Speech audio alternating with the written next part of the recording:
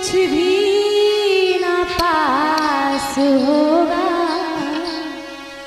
2 गज कफन का टुकड़ा तेरा लिबास होगा। 2 गज कफन का टुकड़ा तेरा लिबास होगा।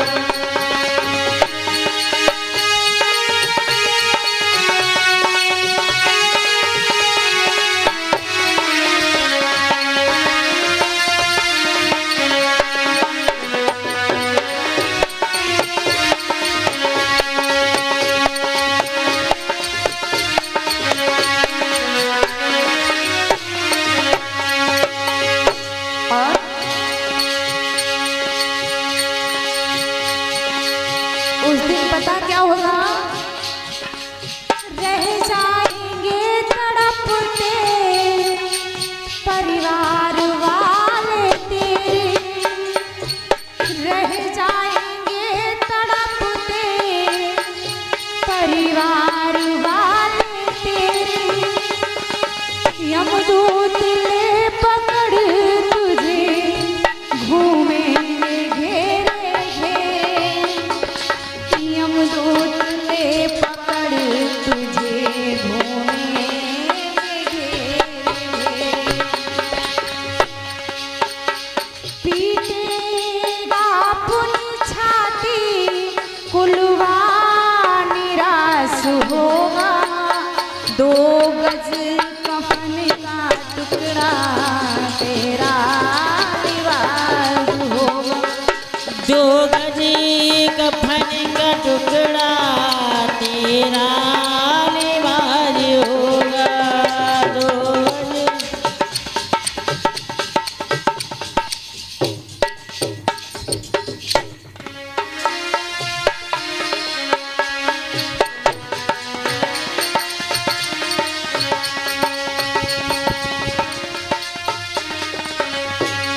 और हमारे भैया रजनीकांत जी ये 50 मुद्राएं हमें गिफ्ट रूप में दान कर रहे हैं।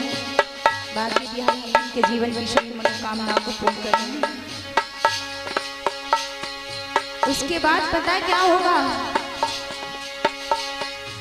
चुन चुन के लकड़ियों से ढक दे तेरे बदन को, चुन लकड़ियों से ढक दे तेरे बदन को,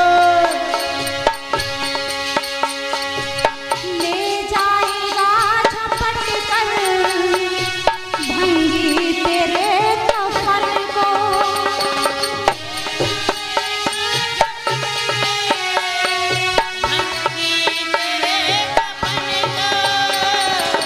ले जाएगा झपट कर भंगी तेरे कफन को।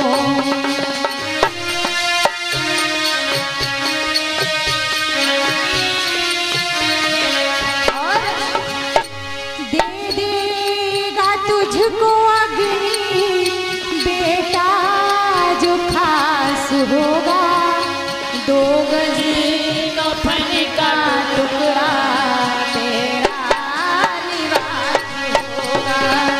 2 गज कफन का टुकड़ा तेरा लिबास होगा। 2 गज कफन का टुकड़ा तेरा लिबास होगा। हमारे आदरणीय परिचय जी की सुपुत्री भगवान के दरबार में माल्या से हमारा स्वागत कर रहे हैं। बाकी यही उनके जीवन की सभी मनोकामनाओं को पूर्ण करें।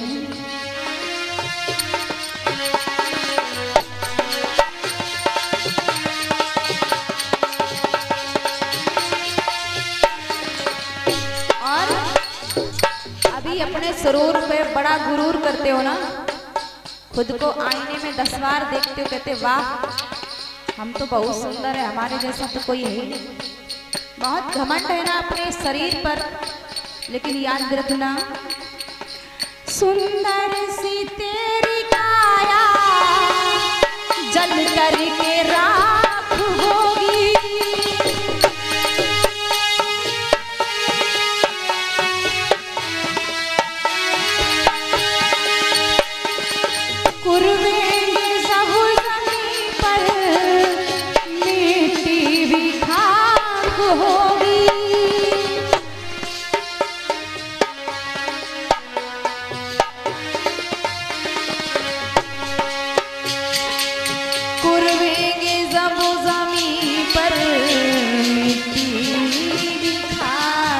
होगी। दुनिया से घर इलाहाटा मरघट में बास होगा। 2 गज कफन का टुकड़ा तेरा निवाज होगा।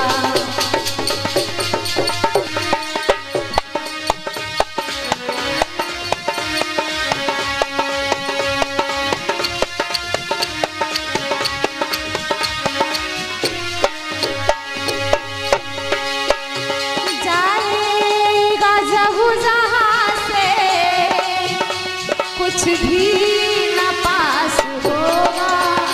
2 गज कफन का टुकड़ा तेरा निवाज होगा। 2 गज कफन का टुकड़ा तेरा निवाज होगा। तेरा निवाज होगा। आना किया करना संसार के लोगों से आशा न किया करना।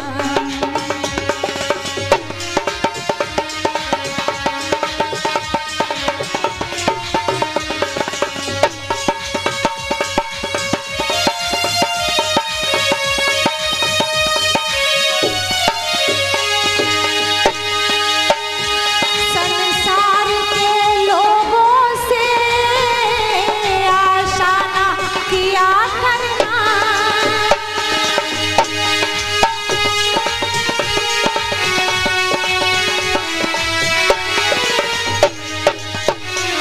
जब कोई ना हो अपना, जब कोई ना हो अपना, सिया राम जपा करना। जब कोई ना हो तूफान भी आते हैं, संसार समुंदर है, तूफान भी आते हैं। संसार समंदर है, तूफान भी आते हैं।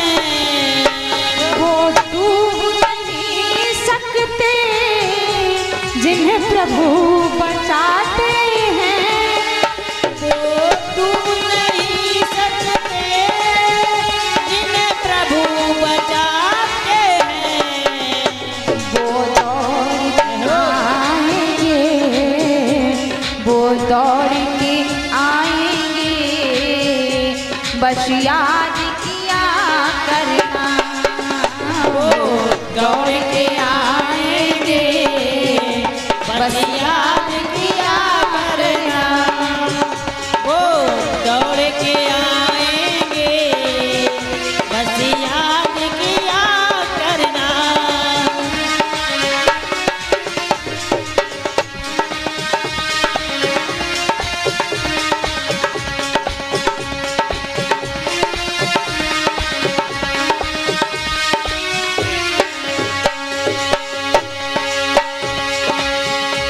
संसार है एक सपना, यहाँ कोई नहीं अपना। संसार है एक सपना, यहाँ कोई नहीं अपना। संसार है एक सपना, यहाँ कोई नहीं अपना। संसार है एक सपना, यहाँ कोई नहीं अपना। हरि दौड़ के आएंगे, हरि बोल। हरि दौड़ के आएंगे, बस याद किया करना। वो दौड़ के आएंगे, बस याद किया करना। वो दौड़ के आएंगे, बस याद किया करना। संसार के लोगों से आशा न किया करना।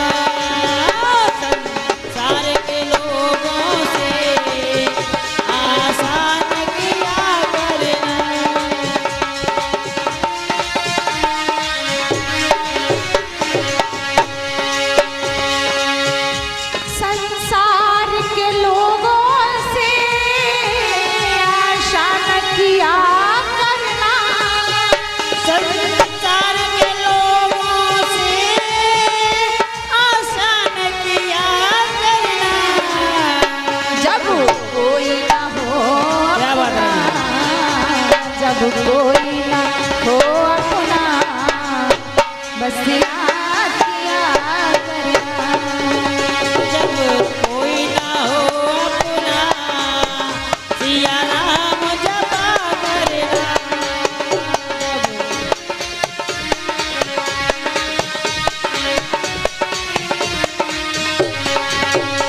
संसार के लोगों से आशा न किया करना। संसार के लोगों से आशा न किया करना। संसार के लोगों से आशा न किया करना।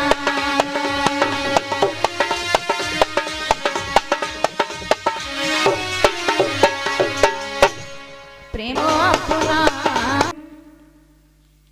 चारों तरफ खुशियां हैं। उसके अत्याचारों से मथुरा नगरी बिल्कुल मुक्त हो चुकी है। भगवान श्याम ने उसके बाद राजा उग्रसेन को कारागार से मुक्ति दिलाई और मुक्ति दिलाने के बाद महाराज उग्रसेन से कहा कि महाराज अब हम अपने माता पिता के दर्शन करना चाहते हैं कि जो कारागार में हमारा इंतजार कर रहे हैं। इधर मैया देवकी वसुदेव को जब मालूम हो गया है कि महाराज कंस का वध हो गया है, मेरा श्याम आ चुका है, महाराज कंस का वध हो गया, हमारी मथुरा नगरी उस कंस के अत्याचारों से मुक्त हो गई है। तो अब माँ का बेटा अगर सदियों के बाद सामने आए तो माँ का दिल बेचारा तड़प उठता है मिलने के लिए। अगर बेटा परदेश में हो तो माँ बड़ी बेचैन होती, कब आएगा कब आएगा। और माँ को मालूम हो जाए कि बेटा आ गया है, रास्ते में है, तो वो और ज्यादा तड़पने लगती है कि कितनी जल्दी होगा वो मेरी आंखों के सामने आ जाए। वैसे मैया देव की कारागार में कैद है, चक्कर लगाए जा रही हैं, बार बार देख रही हैं दरवाजे की तरफ, बहुत देर हो गई अभी तक मेरा श्याम नहीं आया। बस देव से कहते हैं स्वामी कितना टाइम लगा रहा है, मेरा श्याम आ नहीं रहा है, मेरे दिल को सुकून नहीं मिल रहा है। बस देव कहते तसल्ली रखो आ जाएगा। मैया देव की कहती कैसे दिल को धीरज बताऊं, जिस दिन उसका जन्म हुआ उसी दिन देखा था मैंने। अब तो हमारा श्याम बहुत बड़ा हो गया है और मैंने सुना है बड़ा नटखट है वो। देखा नहीं है स्वामी पर सुना है बड़ा नटखट है, बहुत सुंदर है। और पता है कैसा दिखता है वो मैया अपने मन में कल्पना कर रही है, देखा नहीं है पर सिर्फ कल्पनाएं बनाई जा रही है कि बहुत अच्छा लगता है। और तुम्हें पता है स्वामी हमारा पुत्र बंसी बजा लेता बहुत अच्छी, बहुत सुंदर बंसी बजाता है। जब वो बंसी बजाता है तो सारी गोपियां उसकी बंसी पे मगन हो जाती हैं स्वामी। और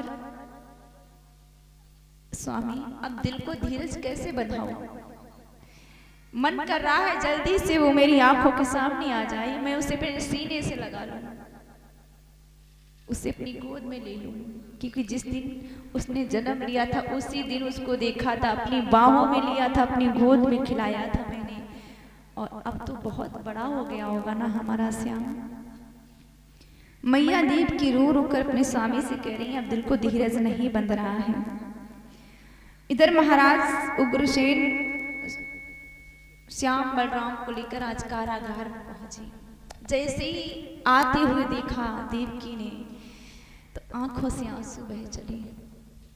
मैया देव की वसुदेव जी रोने लगते हैं और जैसे फाटक खुले हैं देवकी ने कस के अपने श्याम को हृदय से लगा लिया और रोने लगती है। श्याम ने कहा मैया अब क्यों रो रही हो, रोने वाला समय चला गया, अब मत रो, अब मैं आ गया हूं और मैं जानता हूं तुमने हमारे लिए सारे जीवन कष्ट उठाया है, तो हे मैया अब कष्ट उठाने की बारी नहीं है, अब तो जीवन में सुख ही सुख होगा। और मैया अब तुम्हारा श्याम तुम्हारा पुत्र तुम्हारे सामने है और जिस माँ का बेटा सामने खड़ा हो उस माँ की आंख में अगर आंसू तो फिर तो मेरा आना ही बेकार है, तो मैया रो नहीं। आज बस देवकी को कारागार से मुक्त किया और अपने माता पिता की सेवा करने लगे हैं, मथुरा में ही रहने लगे हैं प्रभु श्याम। धीरे धीरे काफी समय व्यतीत होने लगा। श्याम ने देखा कि अब हम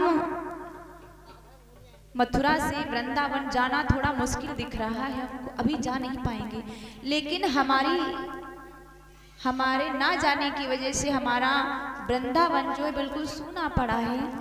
और ऐसे में अगर हमारे मामा कंस के मित्र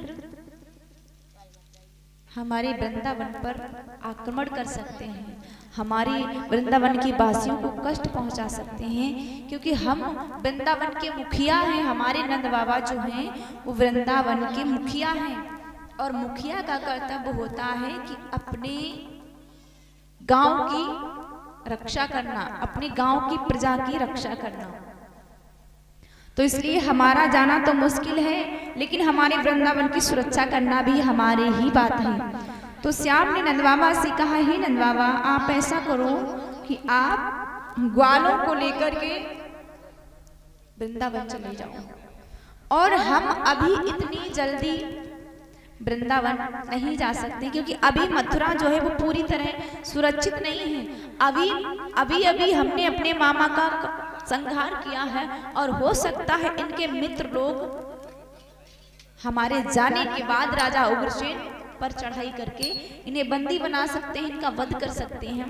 तो इसलिए अभी हमें इसकी पूरी सुरक्षा के बारे में सोचना है। तो अभी हम नहीं जा सकते, लेकिन आप चले जाओ, क्योंकि आप जाएंगे तो आपके जाने से हमारा वृंदावन सुरक्षित हो जाएगा। नंद बाबा ने मना कर दिया, हम नहीं जाएंगे श्याम, साथ आए थे तो साथ ही जाएंगे, और अगर तुम्हें छोड़कर हम चले गए, तुम्हारी मैया जब तुमको नहीं देखेगी तो उसका तो और ज्यादा बुरा हाल हो जाएगा। तो हे श्याम, हम तुम्हें साथ लेकर ही जाएंगे। श्याम ने नंद बाबा से कहा, नंद बाबा, हम जानते हैं, लेकिन हमें वृंदावन की सुरक्षा की चिंता है, हमारे ऊपर जिम्मेदारी, और आप मना कर, आप तो गांव के मुखिया हो, वृंदावन के मुखिया हो, और मुखिया होकर आप ऐसी बात कर रहे हो। इतने टाइम तक अगर वहां नहीं जाओगे, वहां पता नहीं क्या हो रहा होगा, तो आपका जाना बहुत जरूरी है। नंद बाबा को समझाया, अपने ग्वालों को समझाया, अपने सखा दामा को बुलाया, श्याम ने पास बिठाया कि ये दामा, तुम जा रहे हो, हमारे वृंदावन का ख्याल रखना, और जितनी जल्दी हो सका उतनी जल्दी आने की कोशिश करूंगा मैं। लेकिन दामा, एक बात याद रखना, भगवान श्याम अपने सखा दामा से कहने लगे, दामा कि दामा लीला ये याद रहे, मैया की सुधि लेते रहियो।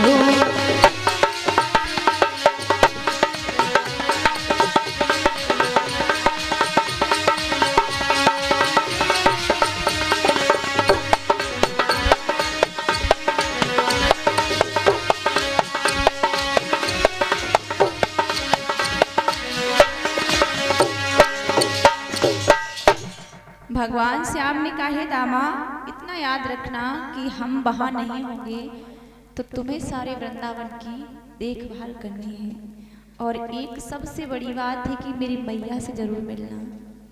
दिन में 2-4 बार उनसे उनका हाल जरूर पूछ लेना, क्योंकि मैं वहां नहीं होऊंगा तो मेरी मैया मुझे ना पाकर बड़ी दुखी हो जाएगी। तो हे सखा, एक तुम्हारा ही सहारा है कि दिन में 2-4 बार जाकर मेरी मैया से कुछ बात कर लेना, उनका हाल पूछ लेना। इतना समझाकर आज श्याम ने अपने नंद बाबा अपने ग्वालों को आज वृंदावन की ओर विदा किया और खुद मथुरा में ही रहकर मथुरा की सेवा करने लगे। धीरे धीरे समय व्यतीत हो रहा है भक्तों।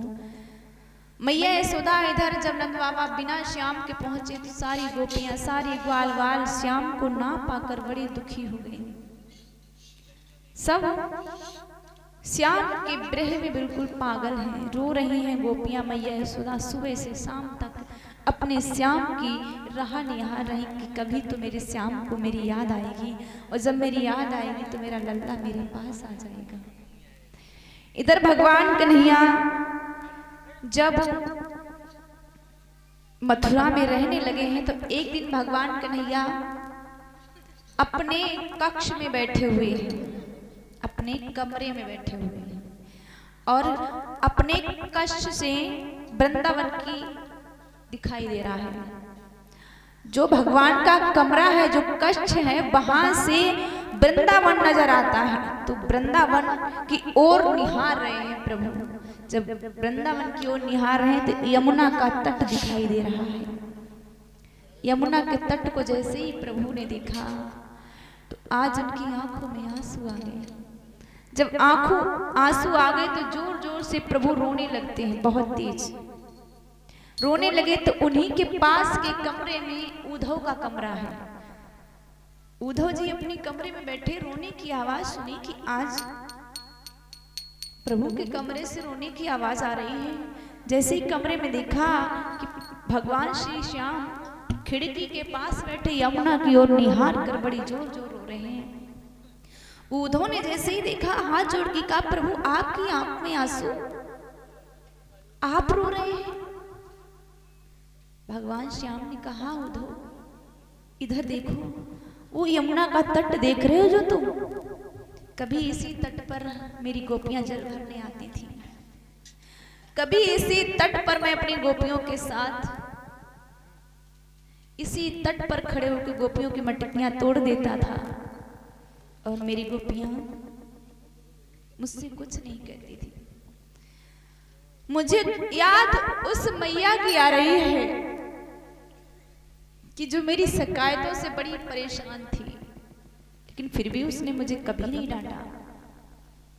मुझे आज याद उन नंद बाबा की आ रही है कि जब से मैं आया हूं, जब से नंद बाबा गए हैं, तब से मेरे नंद बाबा ने चप्पल नहीं पहनी है। उद्धव ने पूछा, क्यों प्रभु? कि सुबह सुबह मेरे नंद बाबा उठकर नंगे पैर घर से जब निकलते थे तो मैं उठकर कहता था, नंद बाबा आपने चप्पल नहीं पहनी, तो मैं उनकी चप्पल अपने सर पे रखकर उनको पहनाने जाता था। और अब उन्हें चप्पल पहनाने वाला कोई नहीं है, तो अब मेरे नंद बाबा ने चप्पल पहनना ही छोड़ दिया है।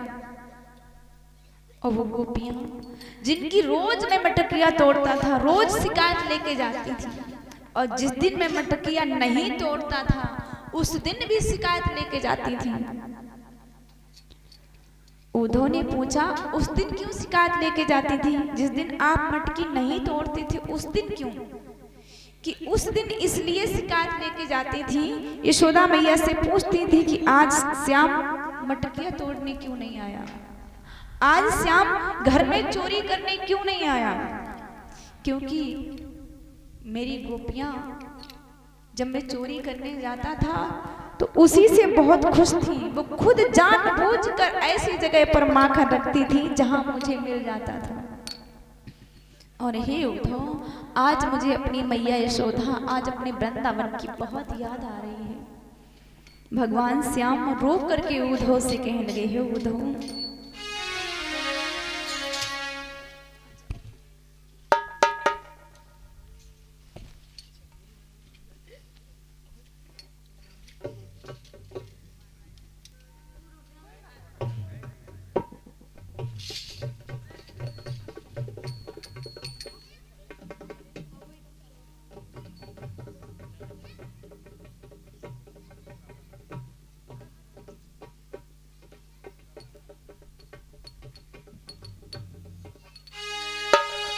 भगवान कन्हैया रोकर उधो से कहती हूँ, उधो मोए मैया की आज याद सताती है, उधो मोए मैया की आज याद सताती है।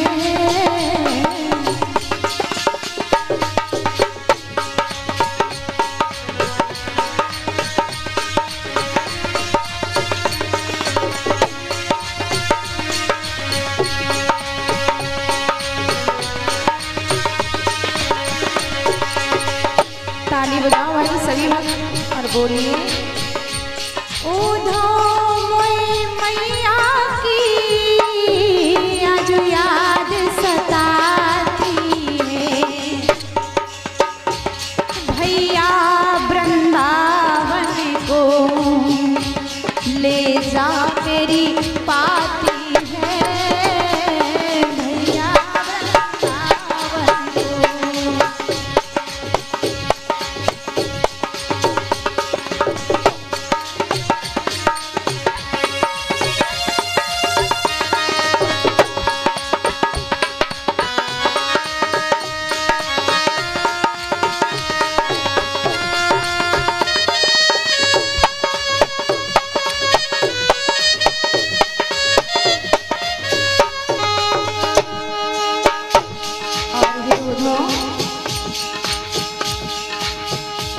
जादिनी से मथुरा को छोड़ आया था परसों,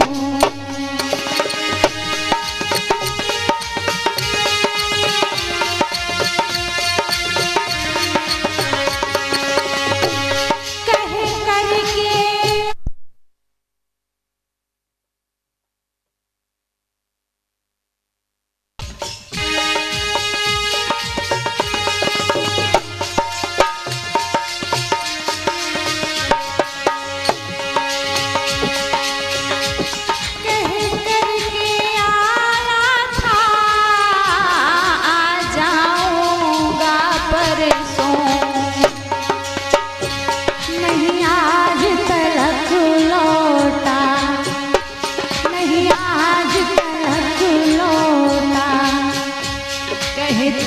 मेरी छाती है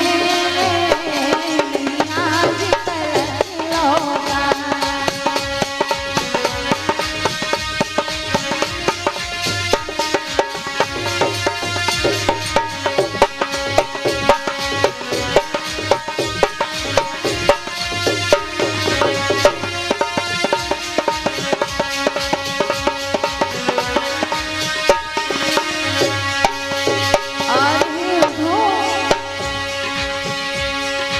वो मैया यशोदा, वो वृंदावन की गोपियां, वो वृंदावन की गैया सब मेरे ब्रह में पागल हैं, इसलिए हो जैसी हो वे वैसी सबको समझा देना।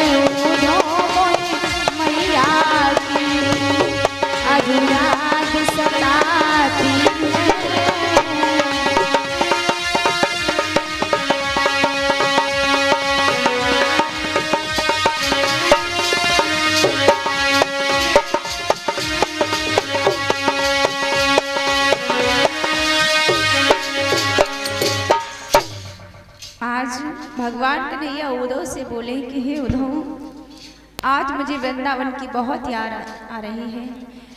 आज मुझे अपनी मैया यशोदा बहुत याद आ रही है और मन करता है कि मैं अभी उड़कर अपने वृंदावन पहुंच जाऊं, उन गोपियों से, अपनी उस मैया से मिल आऊं। आज वृंदावन का कड़ कड़ मेरे हृदय में चुभ रहा है। भगवान श्याम उद्धव से कहते हैं, उद्धव कि वृंदावन का कंकड़ कंकड़ मेरी आंखों में घूम रहा।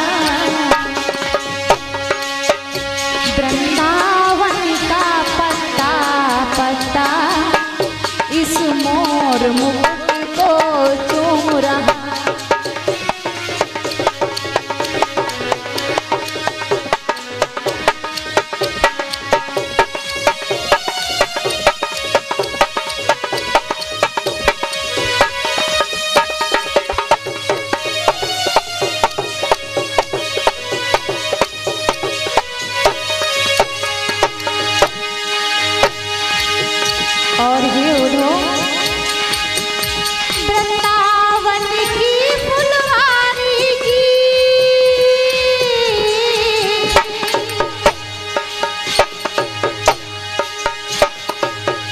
हर कली हृदय में चहक रही। वृंदावन की चिड़िया चिड़िया मेरे कानों में चहक रही।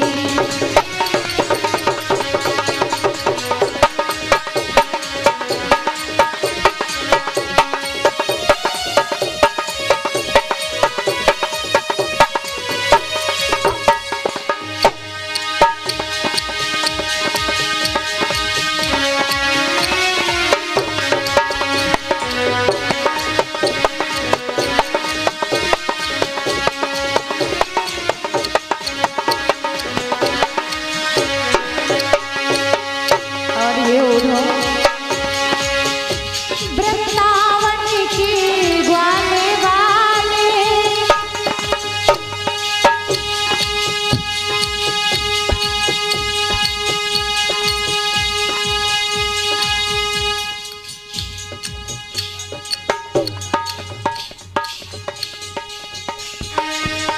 और हमारे भैया रवि कोटेदार जी की माता जी हमें ये 50 मुद्राएं के रूप में दान कर रही हैं।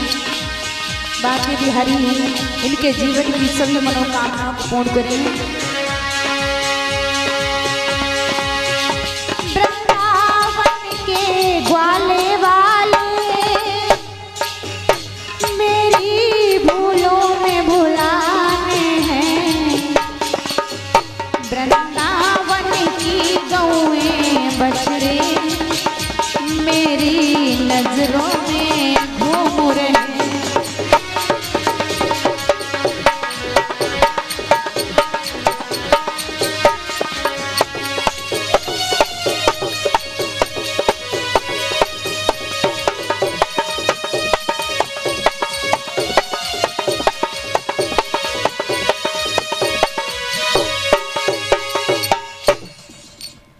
आज भगवान श्याम ने उद्धव से कहा, उद्धव आज हमें वृंदावन की बहुत याद आ रही है और मन करता है हम उड़कर चले जाएं, तो हम तो जा नहीं सकते।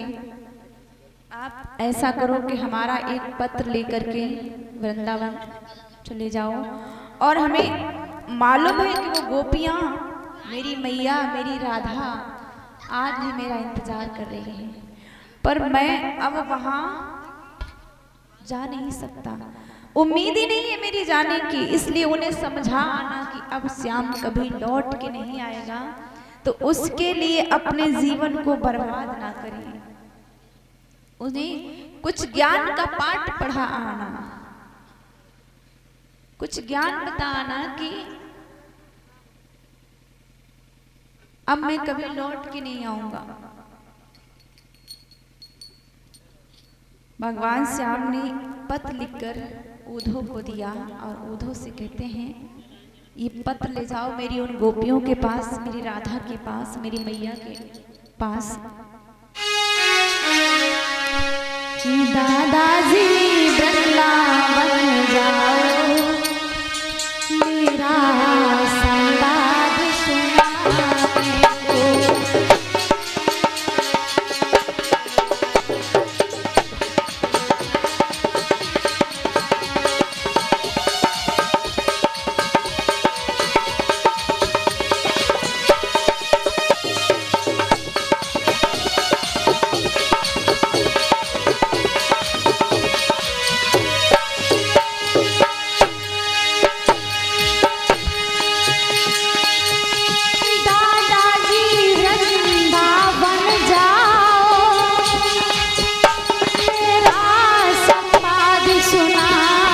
को।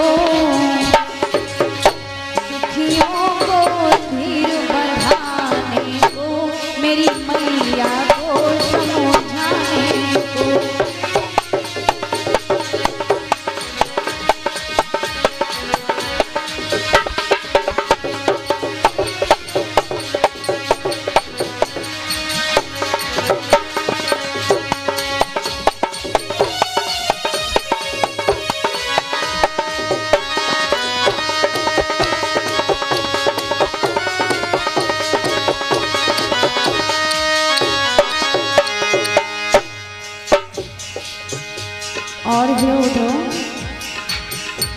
प्यारी उन गौ बछड़ों को